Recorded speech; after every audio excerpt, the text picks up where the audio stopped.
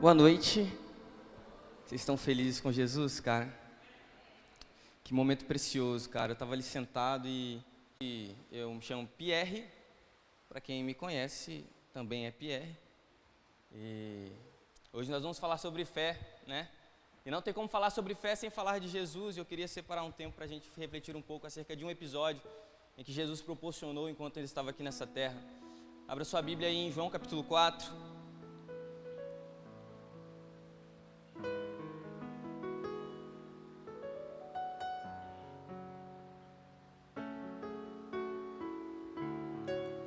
Pregar depois que o pastor Dinho deu a palavra de oferta é meio complicado, né, irmãos? Glória a Deus pela sua vida, pastor. Amém. João capítulo 4, verso 28. Vamos ler do verso 28 em diante. Acompanha aí. Quanto à mulher, deixou o seu cântaro e foi à cidade e disse ao povo: venham comigo e vejam um homem que me disse tudo o que eu fiz. Não seria ele por acaso o Cristo? Então saíram da cidade e foram até onde Jesus estava. Enquanto isso, os discípulos pediam a Jesus dizendo: mestre, coma. Mas ele lhes disse: tenho para comer uma comida que vocês não conhecem. Então os discípulos começaram a dizer entre si: será que alguém lhe trouxe algo para comer?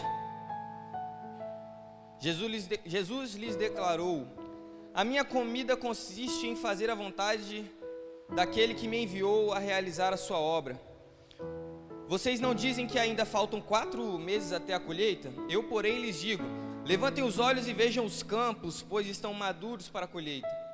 Quem colhe recebe desde já a recompensa e ajunta o seu fruto para a vida eterna, para que se alegrem ao mesmo tempo o que semeia e o que colhe.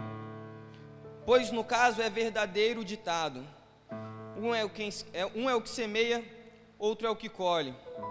Eu vos enviei a colher o que vocês não semearam, outros trabalharam e vocês aproveitaram o trabalho deles.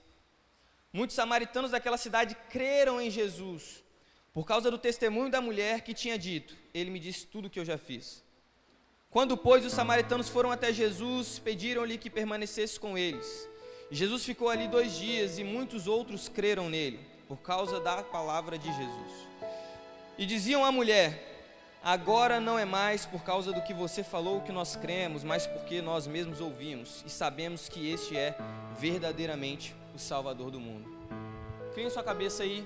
Jesus, que o nosso coração agora esteja aberto à tua palavra, que o nosso coração agora seja um solo fértil, que as palavras a serem ditas aqui sejam apenas um instrumento, mas que teu Espírito Santo traga o discernimento e entendimento ao coração de cada um que está aqui.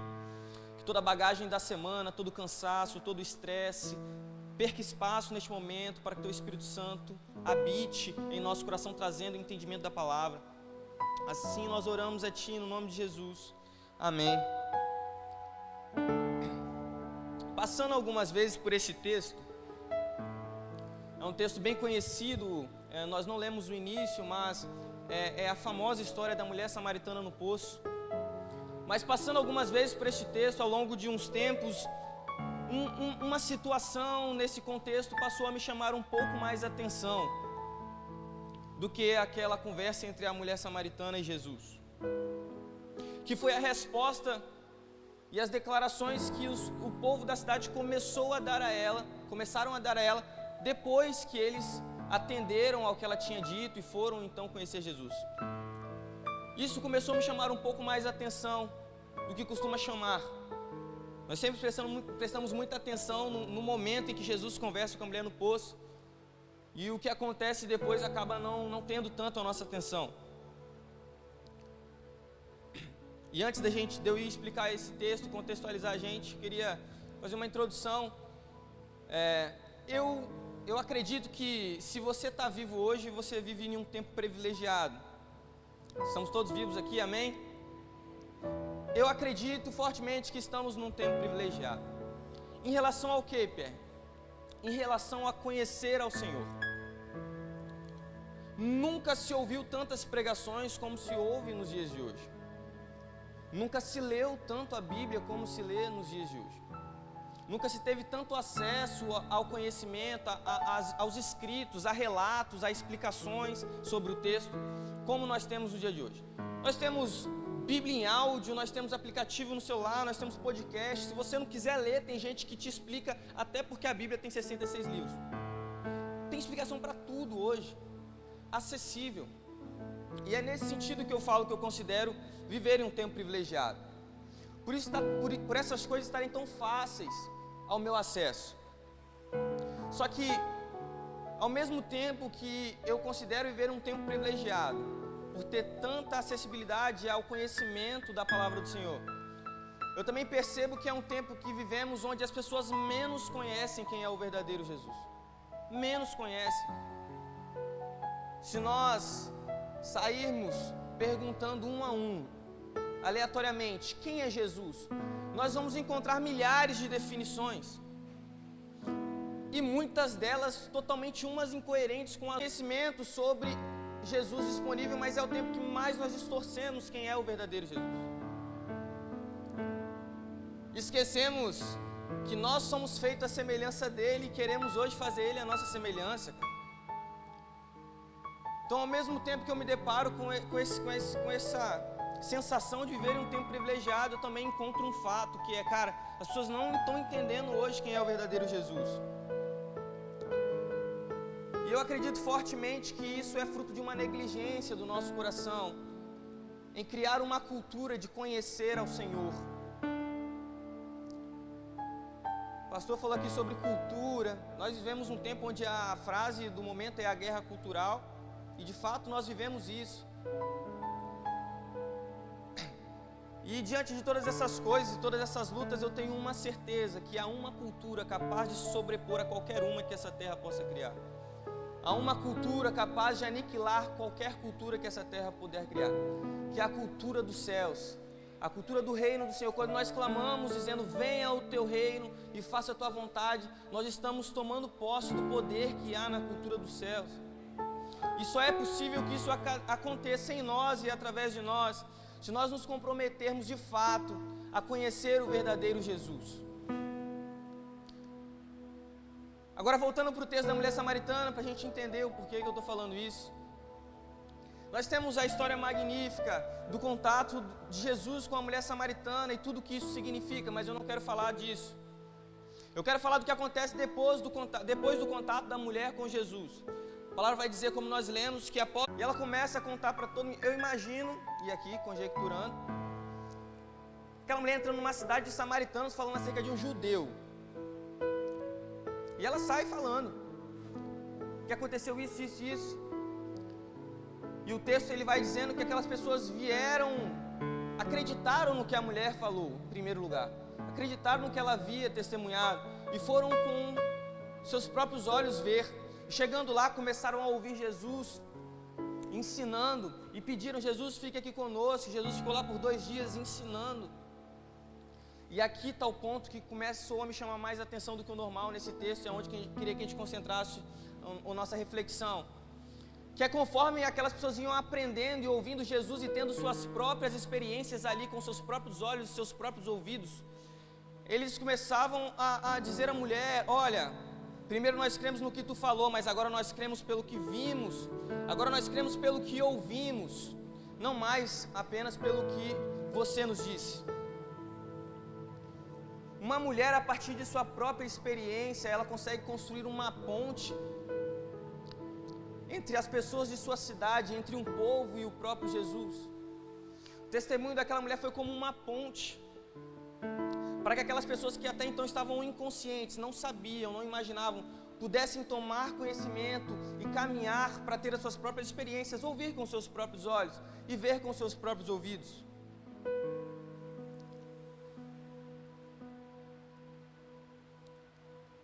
E com essa atenção que esse texto outdoor, por qual nós passamos, lemos e vamos embora. Aquilo que ouvimos acerca de Jesus, esse momento aqui para nós precisa ser uma ponte até o próprio Cristo.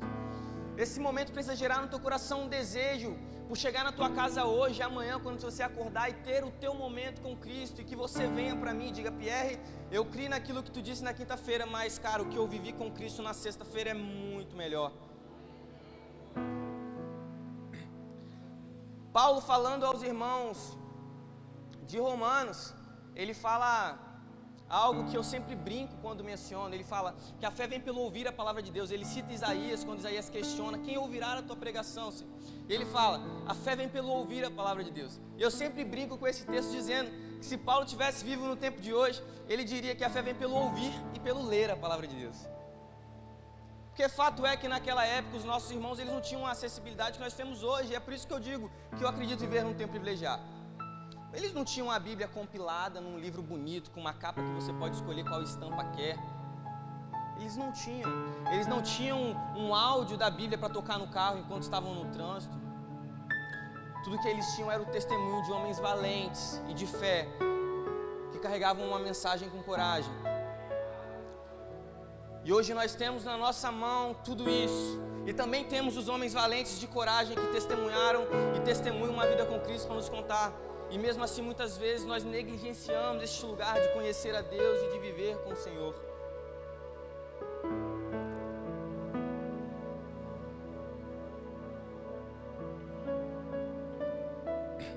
Paulo também falando aos irmãos de Corinto, exortando os irmãos acerca dos fundamentos da fé.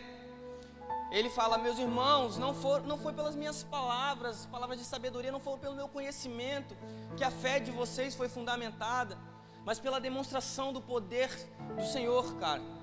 É nisso que a fé de vocês está fundamentada. E no tempo em que vivemos, temos muitos falando, muitos ensinando, muitos criando e propagando por aí a sua ideia do que seria o Jesus. E quando nós temos apenas isso como fundamento para a nossa fé, nós estamos fadados ao fracasso na fé.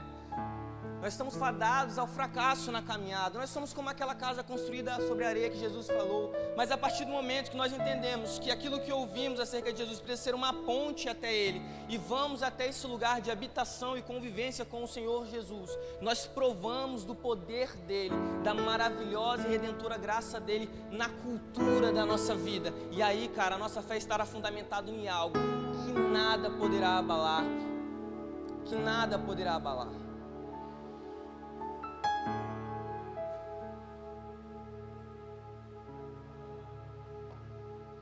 Nós vivemos também temorosos em entrar neste lugar.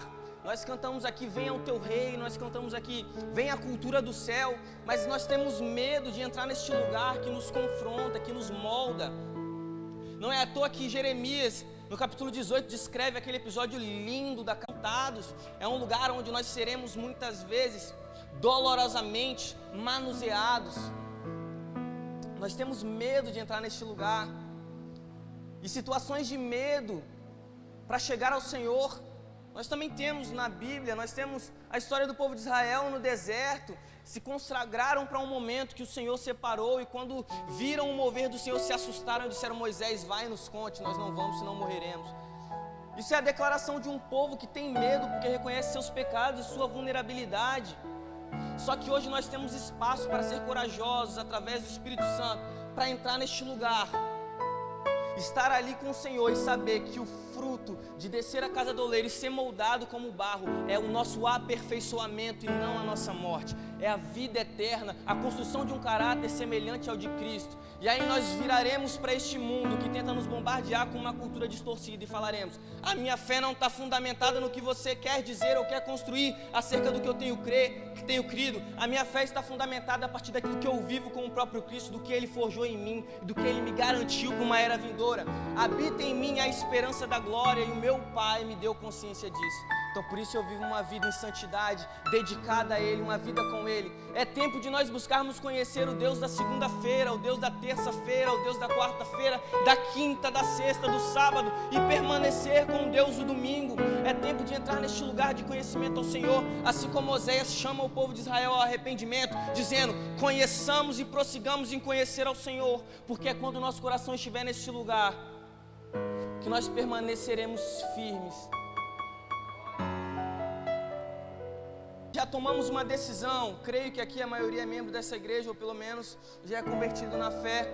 Para nós que tomamos a decisão de seguir a Cristo, nós precisamos entender que a partir do que ouvimos e decidimos, há um próximo nível. Há Há um próximo nível não porque seremos mais especiais, mas porque o Senhor reservou esse espaço para nós. E esse próximo nível é exatamente atravessar a ponte daquilo que ouvimos para aquilo que vivemos. Para nós tem esse espaço e nós temos a obrigação de atravessar essa ponte. Nós temos a obrigação, é uma decisão nossa, atravessar essa ponte.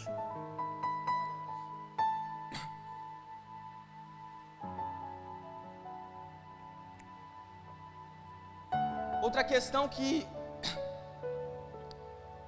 distorce o nosso entendimento é achar que o conhecer ao Senhor é refém do tempo de convertido que nós temos, ou o tempo que nós viemos aqui na frente e fizemos a declaração pública. Não. Conhecer ao Senhor precisa de tempo, mas não é refém do tempo. Pode ser que você tenha 5, 10 anos, 20 anos, vivendo uma liturgia aqui, uma rotina cristã, e ainda esteja travado, olhando para a ponte, e não tomou a decisão de percorrer este caminho. É totalmente possível. E para isso é necessário que nós convertamos o nosso coração ao Senhor. Nós estamos acostumados a ouvir a palavra conversão só na primeira vez que a gente aceita Jesus, né? Ah, me converti, fui lá na frente e levantei a mão. Não, meus irmãos. A conversão foi usado por Deus, foi usado por Satanás. Esse cara viveu uma intensidade com Cristo. Pedro, viu Jesus ir à cruz, se cumprir tudo aquilo que Jesus já havia predizendo.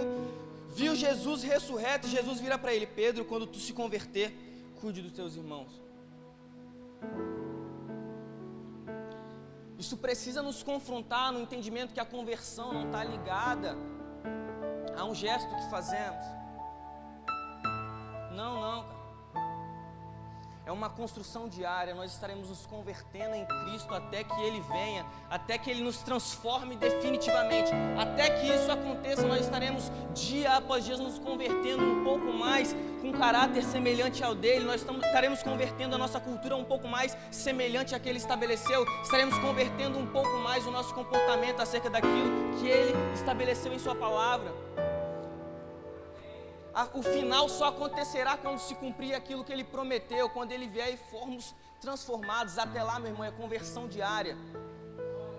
Até lá é construção diária com o Senhor. E se nós não temos esse hábito, nós não temos essa cultura, meu irmão, vai dar ruim, cara. Já está dando ruim.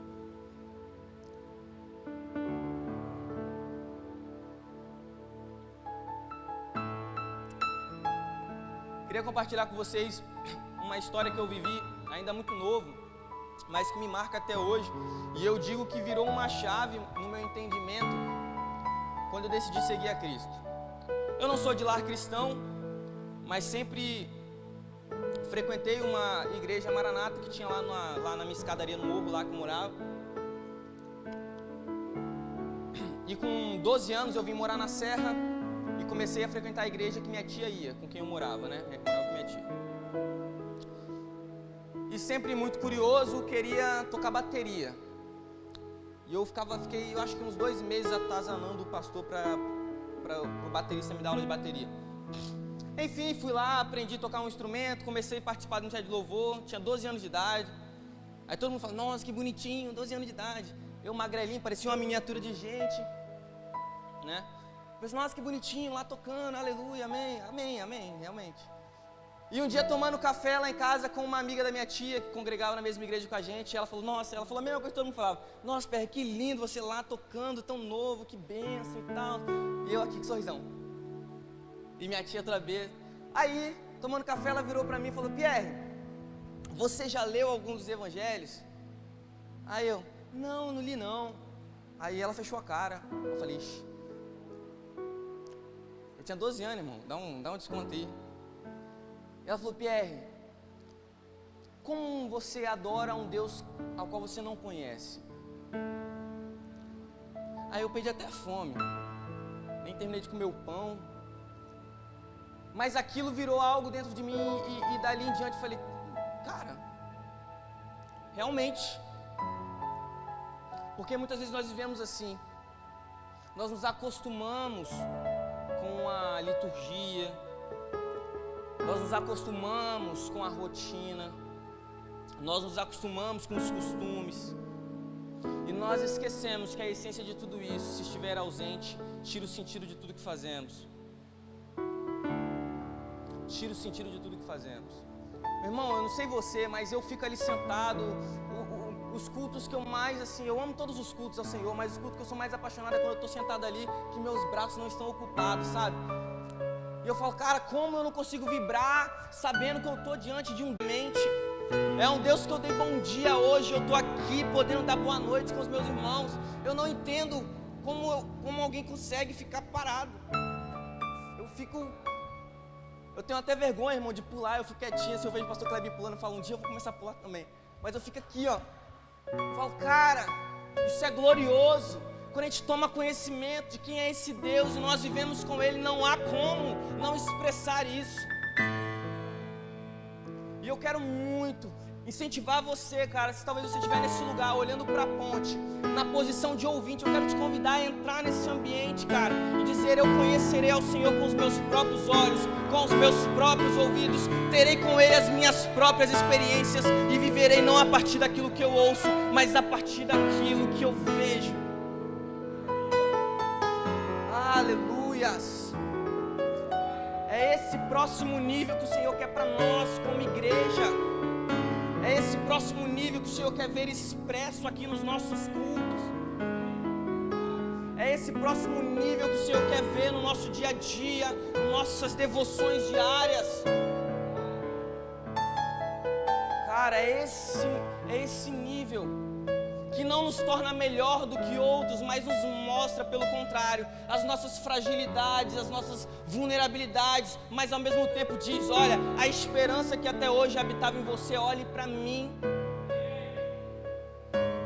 É este lugar, cara, que nós precisamos entrar.